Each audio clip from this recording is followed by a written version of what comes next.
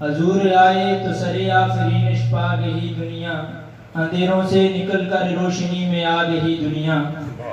ستے چہروں سے زنگ اترا بجھے چہروں پہ نور آیا، محمد آئے تو زمانے کو جینے کا شعور آیا۔ وجہ تخلیق کائنات محمد مصطفیٰ ہے، اگر محمد مصطفیٰ نہ ہوتے تو رب کی ذات کی تخلیق کائنات نہ کرتی، تو شاعر کچھ اپنی زبان میں اس کو یوں لکھتا ہے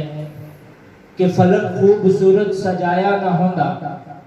فلک خوبصورت سجایا نہ ہوندا، کسے شہد آئے تھسایا نہ ہوندا، فلک خوبصورت سجایا نہ ہوندا، کسے شہد آئے تھسایا نہ ہوندا، نہ اے عرش کرسی نہ چند تارے شب و روز دے اے نہ ہوندے نظارے، نہ جنوں بشر تے نہ کوئی پرندہ، آیاتی مماتی نہ مویا نہ زندہ، نہ حوران دے قصے نہ آدم نہ حوا، نہ یعقوب یونس نہ یوسف زلیخا، نہ تختان دے تاجان دے سلطان ہوندے، نہ محلان دے وادی نہ دربان ہوندے، نہ ملتی کدے کسے نو زندگانی، ہوا اے نہ ہوندی نہ ہوندا اے پانی، کسے شہدہ اے تھسایا نہ ہوندا، جے رب نے محمد بڑھایا۔ سبحان اللہ۔ نبی کا ذکر ہو اور نبی کے اصحاب کی بات نہ ہو تو جو نا انصافی ہوتی ہے۔ تو میں اس لیے بس 2 منٹ کی حاضری لگا کے دیتا ہوں مائک کہ ابو بکر صدیق کی شان۔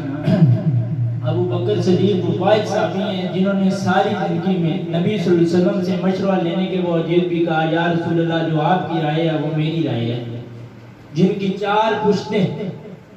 نبی کی صحابی ہیں، باپ صحابی، ابو بکر آپ صحابی، بیٹا صحابی، پوتا پوتی صحابی، یہ وہ واحد صحابی ہیں۔ قیامت کے دن جب اللہ کے سامنے مومنوں کا اعمال نامہ پیش کیا جائے گا تو اللہ تعالیٰ جلال میں ہوں گے۔ اللہ تعالیٰ کے غصے کو ٹھنڈا کرنے کے لیے نبی کی امت میں سے جس کا اعمال نامہ پیش کیا جائے گا وہ ابو بکر صدیق ہے۔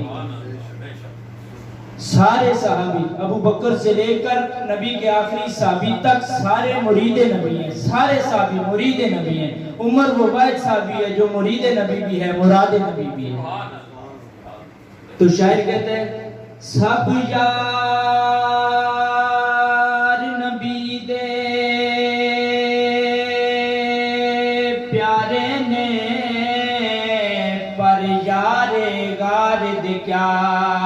کہنے، تے جنو لڑ پڑ کے کعبے دا آقا منگیا ہے،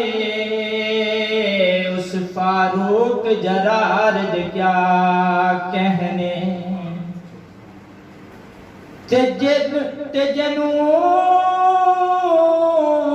نوری بھی حیا کر دے، اس غنی حیادار دے کیا کہنے، تے جنو طاہر آقا اپنی دی دے وے، اس حیدر قرار دے کیا کہنے۔ ماشاءاللہ۔